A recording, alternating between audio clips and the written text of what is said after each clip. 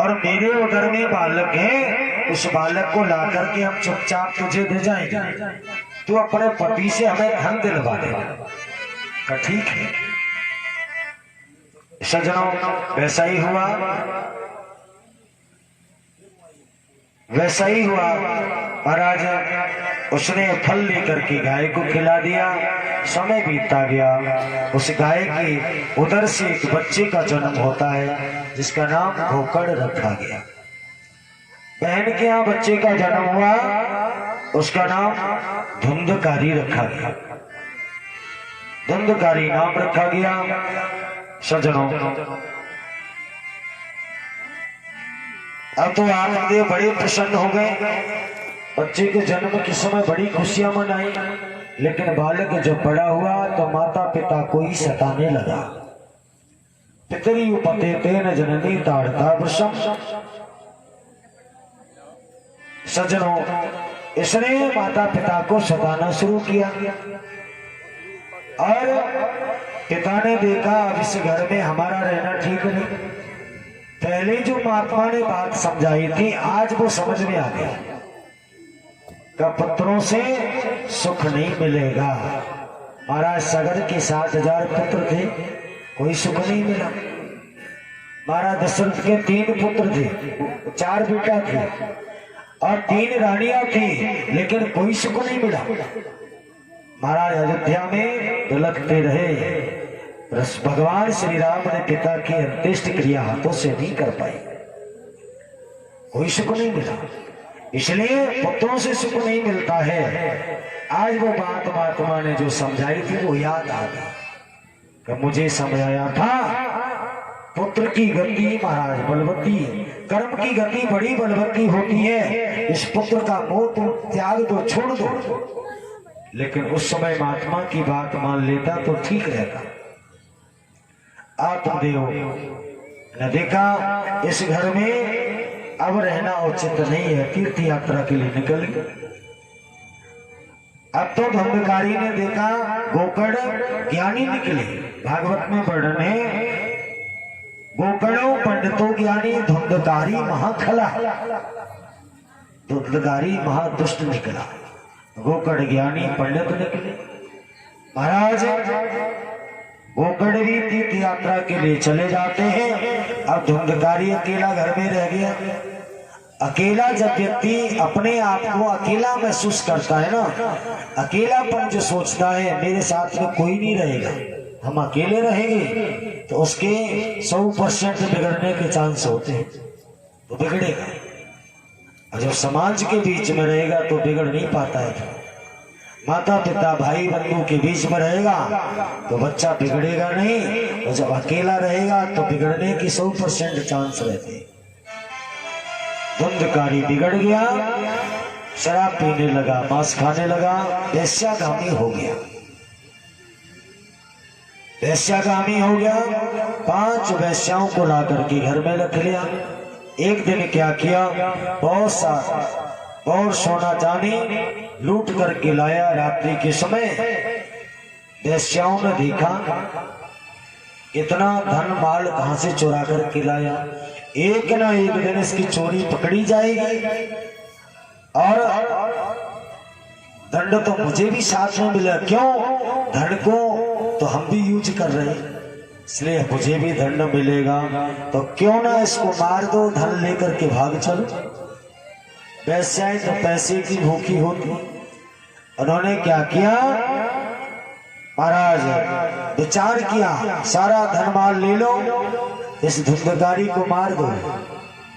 सज्जनों, उसी समय धुंधकारी जाता है अपनी माँ के पास और माता को लात की प्रहार से पीटना शुरू करता है।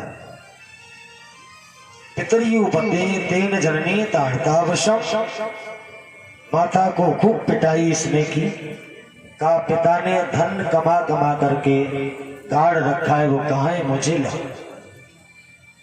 मुझे ला। अब तो माँ दुखी हो जाती है, धुंधल की दुखी हो जाती है और रात्रि के समय कुएं में जाके गिर जाती है, अपने जीवन को समाप्त कर देती है। माँ इसके मर जाती है, माँ धुंधली। अब केवल धुंधकारी घर में बचा। 5 वेश्याओं को लाके घर में रख लिया। शराब पीता है, मांस खाता है। सजनों, एक दिन 5 वेश्याओं ने देखा, बहुत धन माल चुरा करके लाया, चलो इसको मिलकर के सब हम लोग मार देते हैं और धन लेकर के भाग चलो। 5 वेश्याओं ने मिलकर के सोते समय धुंधकारी को चारपाई पर कस लिया और चारपाई पर कस लिया। तप्तांगार समूह हास्यतर मुखे ही विजुच्छवो अग्नि ज्वालाद दुखेना व्याकुलो निधनम गता। अग्नि के तपते हुए अंगारे लेकर के इसके मुंह में ठूस दिए, चटपटा करके मर जाता है। भयंकर महाराज प्रेत बना है, महान प्रेत बना।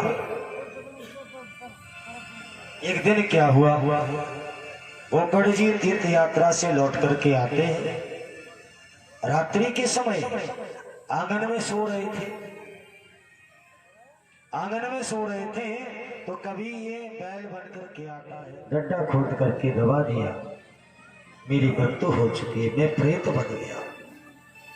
सजनों, इस प्रकार से धुंधकारी ने कहा, मैंने तो तुम्हारे नाम से बहुत पिंडदान गया में की, श्राद्ध भी किया, तर्पण भी किया, क्या मुझे कुछ भी नहीं मिला।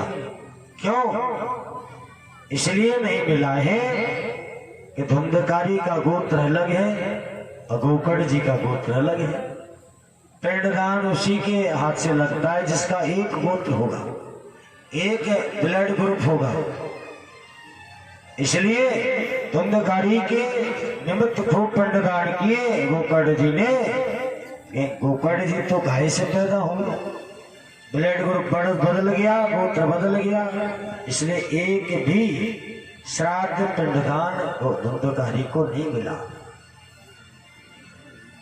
अब तो निवेदन किया, भैया उद्धार करो। तब गोकर्ण जी ने धुंधकारी के निमित्त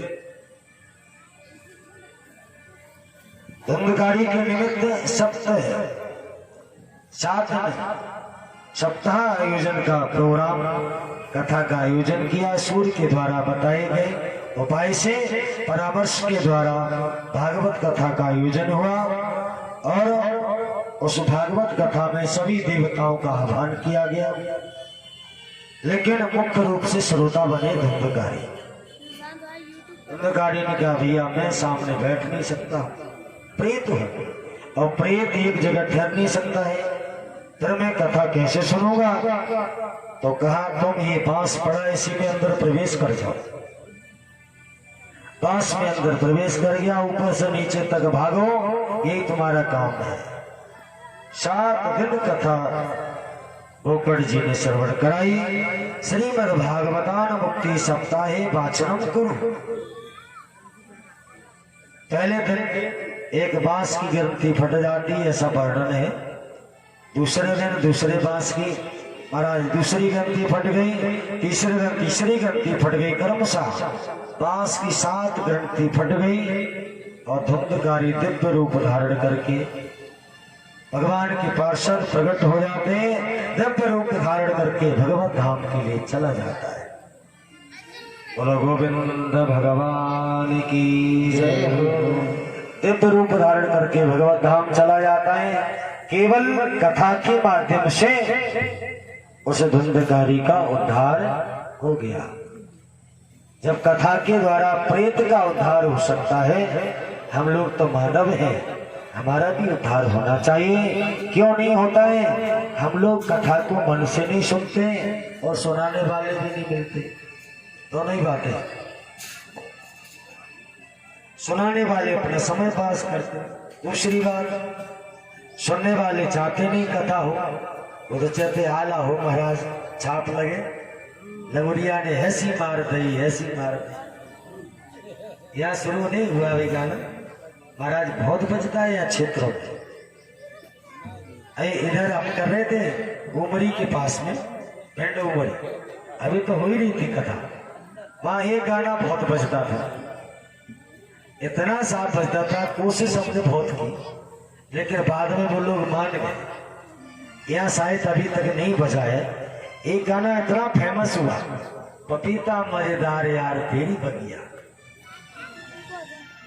वो तो वहां भिंड के लोग हैं साहब, वो तो मान गए। और यहाँ कोई होता ना, कोई मानने वाला नहीं। और रात में भाई बजा हो तो हमें तो पता नहीं, आवाज नहीं जा रही थी उधर, नहीं भजन बजेगा भी नहीं। क्यों? गया का नगला शुरू से संतों से जुड़ा रहा, आज से नहीं है, संतों से जुड़ा रहा। बड़े बड़े महापुरुष यहाँ आए हैं दर्शन देने के लिए और आते ही रहते हैं। और गांव में, जिस गांव में आश्रम हो उस गांव में ये फालतू की बातें हो ही नहीं सकती। लोग संतों से और मंदिरों से जुड़े रहते हैं, वहां ऐसी बातें, ऐसा वातावरण नहीं बनता है और होना भी नहीं चाहिए। सजनों, धुंधकारी का कथा के द्वारा उद्धार हो गया। 6वें अध्याय में शरद कुमारों ने आगे नारद जी से कहा, अब तक कथा श्रवण की विधि बताओ। वैसे चैत्र का महीना निषेध माना गया कथा के लिए। चैत्र और पूस 2 महीना कथा नहीं होती, लेकिन इनमें भी होती। अब जो संकल्प वाले कार्यक्रम होते हैं ना, वो चैत्र में और पूस में नहीं होते। और जो खुशी से कराते, जिनका कोई संकल्प नहीं, कोई कामना नहीं है, तो भागवत में लिखा है सदा सेव्या श्रीमद् भागवती कथा यस्या श्रवण मात्रेण हरिचित्तम समास रही। भगवान की कथा सदा सेवन करो, कोई नियम नहीं, कभी भी जब समय मिले। और मलमास का महीना होता है, मलमास के महीना में कथा नहीं कराना चाहिए। और महाराज शुक्रास्त होता है, उस समय कथा नहीं कराना चाहिए। द्वादशी के दिन कथा नहीं प्रारंभ करनी चाहिए। द्वादशी को सूत जी का निधन हुआ था, इसलिए सूतक माना जाता है।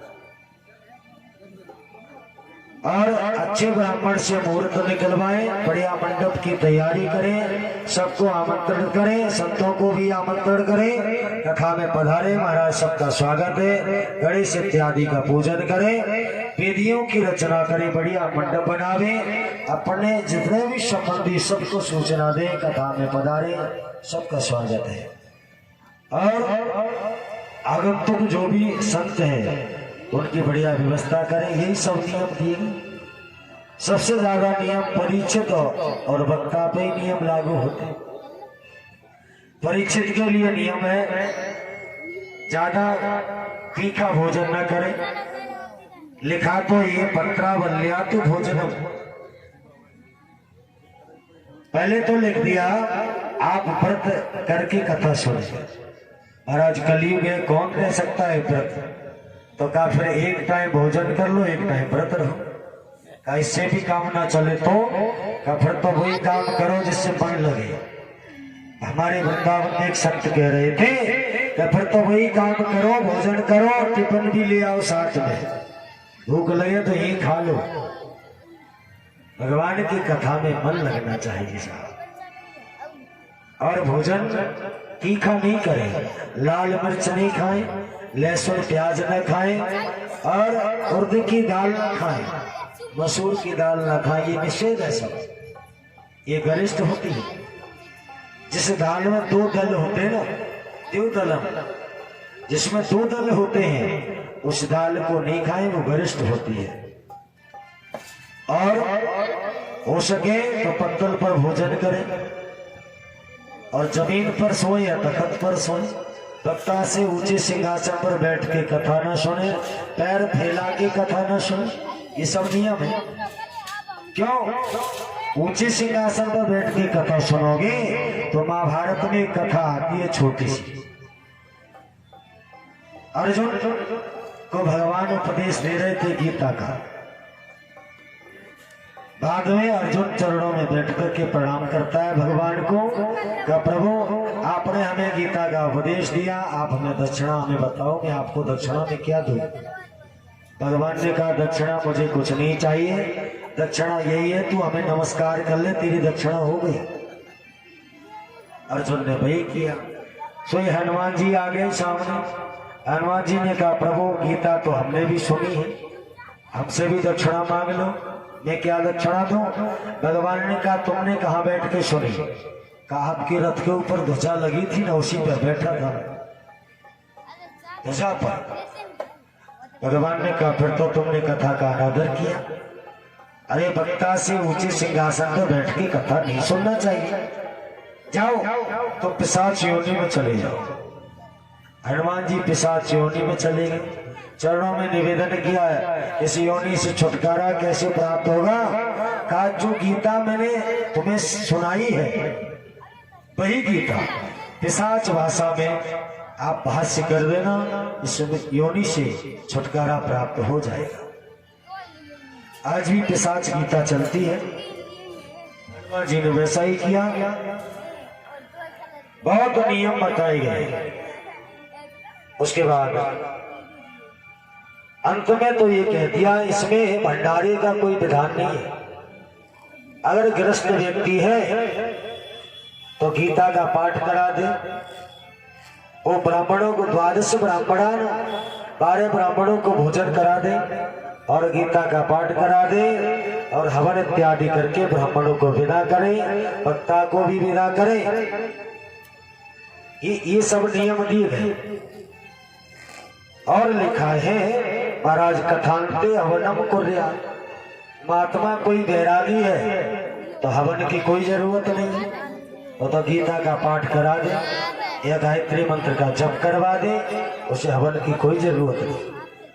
और कोई सदग्रस्त है अगर कार्यक्रम कराता है, कोई ऐसा धर्म आयोजन होता है तो कथांते हवनम कुर्या, कथा के अंत में एक हवन कराए। ये नित्य हवन का कोई विधान भागवत में नहीं है। ये किसने चला दिया मालूम है? मंच से बताना ठीक नहीं है। ये नित्य कथा में ये हवन होता है ना, ये आप बताएं, आप लोग सब समझदार हैं, ठीक होता है गलत? इसके बहुत नियम होते हैं और नियम कोई निभाना जानता नहीं। ये कभी कभी गलत हो जाता है। इसलिए कथा में उसके हवन में नियम है कि 8 दिन तक तो उसकी अग्नि नहीं बुझना चाहिए। अग्निवास रोज तो होता नहीं है। आज अग्निवास था, कल नहीं था, अब अगले दिन है कि नहीं ये तो देखना पड़ेगा। इसलिए अग्नि अगर उसमें जलती रहेगी आपका मुहूर्त बरकरार वही बना रहेगा। अग्नि बुझ गई और अगले दिन अगर मुहूर्त नहीं है तो फिर हवन कहाँ जाएगा वो? इसलिए हवन कुंड में अग्नि थोड़ी जलती रहना चाहिए। हवन यदि अग्नि शांत हो गई तो फिर दूसरे फिर अग्नि प्रवेश कराने पड़ेगी। इसलिए ये नियम होता है, उसमें ऐसी लकड़ी लगा दो मोटी सी जो सुलगती है, जलने भी पाए ना और धुआं होता रहे।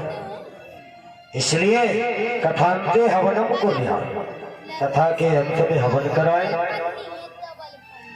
12 ब्राह्मणाना भोजन करा दे, मनो 12 ब्राह्मणों। अब भोजन में खीर, पूड़ी और हलवा, 3 का वर्णन ज्यादा, खीर, पूड़ी और हलवा। अच्छा हम लोग क्या करते? सबसे पहले खीर बनाना चाहिए भंडारे में। अगर हलवा बने तो हलवा बनाओ और खीर बने तो खीर बनाओ। पहले मीठा पहले बनाना चाहिए। और हम लोग ठीक उल्टा करते हैं, जो बैठे हैं भंडारी देखो उल्टा करते क्या, रात में तो सेक के रख दी पूड़ी, तो पूड़ी तो पापड़ हो गए, सुबह तक पूड़ी पापड़ हो गए। उसके बाद बनाई सब्जी गरम रखी, ताके बाद बनाया हलवा इतना गरम है कि फूकता ही रहे आदमी तब तक पंगति उठ जाएगी। उल्टा हो गया कि नहीं? अगर खिलाने वाला व्यक्ति हो ना, सही आदमी, तो पहले हलवा बनाए, बिना दांतों वाला भी आ जाए, अगर सब्जी ना खावाए तो हलवा से ही पेट भर जाएगा उसको, 2-4 कुल्हड़ तो पी लेगा। तो पहले हलवा बनाओ, उसके बाद सब्जी बनाओ, तब पूड़ी बनाओ। हलवा ठंडा, सब्जी थोड़ी गरम और पूड़ी गरम। गरम पूड़ी खाओगे ना तो आदमी खींचे चला जाएगा। लेकिन उल्टा क्या कर देते हैं, रात में पूड़ी बना दी, पूड़ी पापड़ हो गई, सब्जी इतनी गर्म कि खा नहीं सकते, और हलवा इतना गर्म कि फूकता ही रहे तब तक पद्धति उठ जाए। इसलिए नहीं, डेली बनता। मेरे साथ चलो, अभी हम करके आए भिंड में, डेली भंडारा होता था, 4 कुंटल पुआ डेली बनते थे। लेकिन यहाँ तो सीधा सेक के रख देंगे इकट्ठे, फिर 5 बजे पंगति होगी, ताकि पहले कुछ नहीं। क्यों? अच्छा, इधर चले जाओ राजस्थान में, पूरी सीखती जा रही, भंडारा चलता जा रहा है, इकट्ठा स्टॉक नहीं करेंगे। इसलिए क्यों, कुछ लोग यही पसंद करते हैं, गरम गरम पूड़ी होगी तो नरम होगी, खा भी लेंगे, और सूख जाएगी वो नहीं खा सकते। अब फिर तुम्हारी जैसी व्यवस्था है वैसी बनाओ। मेरे बताने का एक धर्म है, फर्ज है जो लिखा है। बोलो गोविंद भगवान की। इसलिए ब्राह्मणों को भोजन कराएं, संतों को ब्राह्मण प्रसाद खिलाएं, उसके बाद बढ़िया दक्षिणा दे करके और विदा कर दे। ये भंडारे का विधान भागवत में नहीं है। ये तो आप समाज ने उससे जोड़ दिया, तो हमारे यहाँ खाया है तो हमें तुम बुलाओ। ये तुम्हारे यहाँ हम खाने जाएंगे तो फिर हमें भी तो बुलाओगे। एक दूसरे के यहाँ व्यवहार की दृष्टि में इसको चला दिया गया, भंडारे का विधान नहीं है।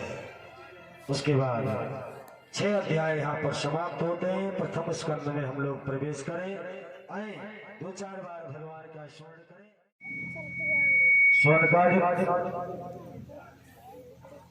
सूत जी महाराज से 6 प्रश्न किए।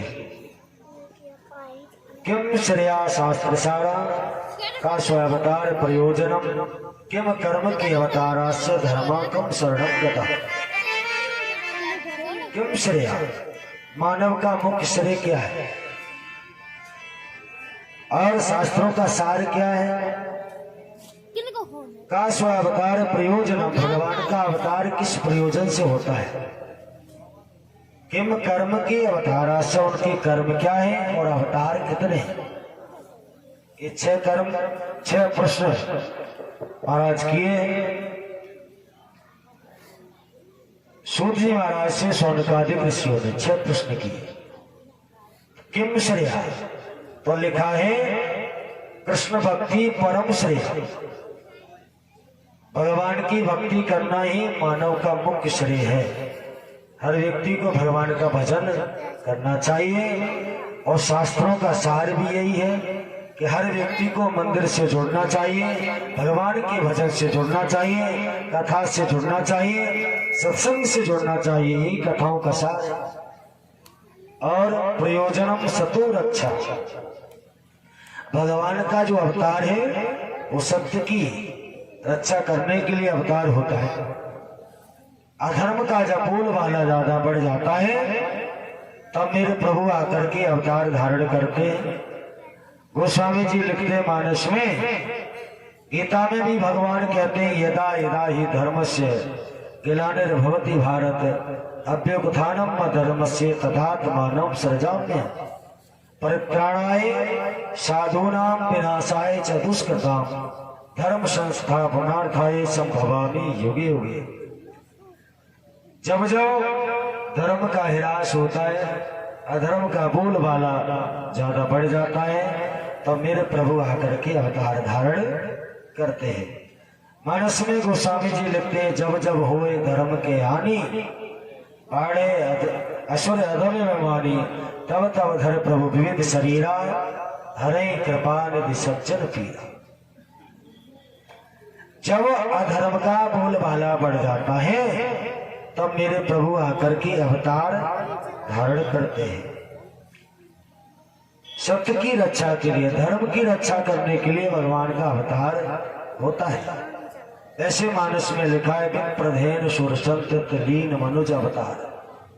संत ब्राह्मणों के लिए भगवान का अवतार होता है, संतों के लिए भक्तों के कारण ही मेरे भगवान का अवतार होता है। एक व्यक्ति तो कह रहा था रावण को मारने के लिए राम जी का अवतार हुआ, कंस को मारने के लिए भगवान कृष्ण का अवतार हुआ, अरे भैया, कंस को मारने के लिए भगवान को आने की जरूरत नहीं थी। रावण को मारने के लिए भगवान को आने की कोई जरूरत नहीं थी। चाहे जिस सेवक से कह रहे थे कि ये काम हो जाए, आज का प्रधानमंत्री वहीं से रिमोट दबा देता है और सब मैदान साफ करवा देता है। तो प्रधानमंत्री से भगवान क्या कमजोर है? भगवान के एक इशारे से सारे शत्रुओं का नाश हो सकता है। इसलिए भगवान का अवतार राक्षसों के लिए नहीं होता है, भगवान का अवतार धर्म की रक्षा के लिए होता है। और 24 अवतारों की गणना सूत जी महाराज वर्णन करते हैं। 24 अवतार हुए हैं।